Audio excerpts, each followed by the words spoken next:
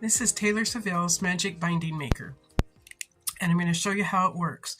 You undo the latches on both sides, and it opens like a clamshell. You'll notice ridges here and here, and opposing those will be grooves on this side. When those are clamped together, it makes a really strong channel for your binding to go through. We use a 2.5-inch cut binding, and it doesn't matter whether you've got a diagonal cut or a straight cut on your binding. And what you want to do is fold it in half,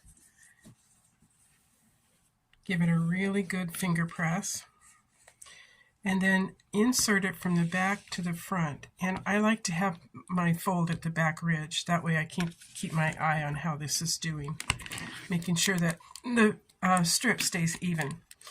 Clamping these down, and you just pull. The fabric comes out with a nice crease and even. Now when you come to a join, the join is usually on the diagonal to disperse the weight across the binding. You want to press that seam open, fold it in half, have your scissors handy, and clip off the wings.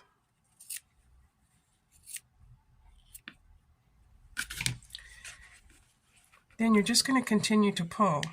You may have to use a little extra strength coming through with the bulk of the seam allowance, but you'll still have a nice crease and an even raw edge.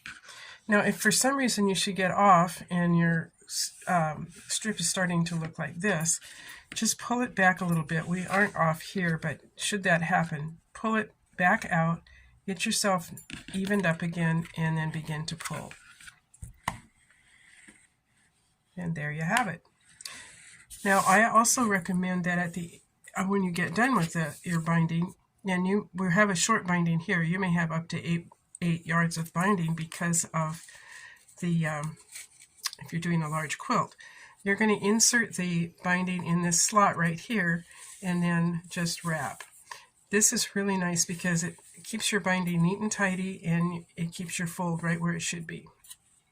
So the binder and the magic binding are from Taylor Seville.